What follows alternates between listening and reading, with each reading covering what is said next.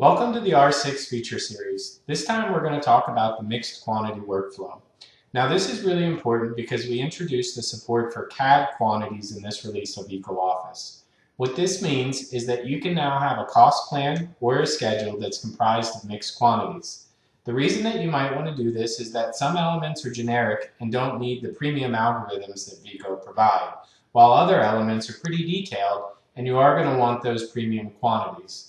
The great news is that they can coexist inside the formula editor of Cost Planner, and the links even persist if you happen to quantify an originally unquantified element. Let's take a look inside the software.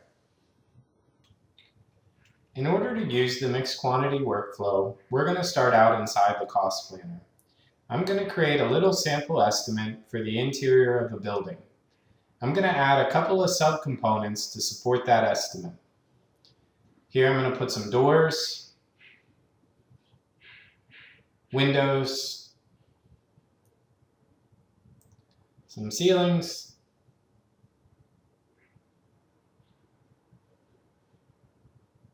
and one more.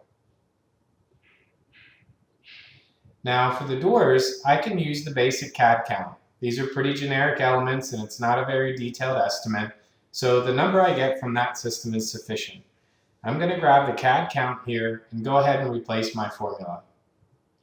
The same holds true for the windows. This is a pretty low-level estimate at this point, so I'm just going to use whatever the authoring application is telling me for the count, and I don't need the premium quants just yet.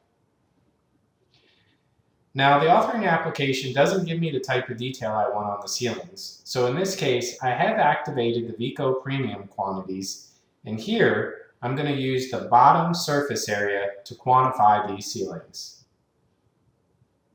Find it in my list, replace the formula. Notice that it has the quantities by locations. We had created those earlier.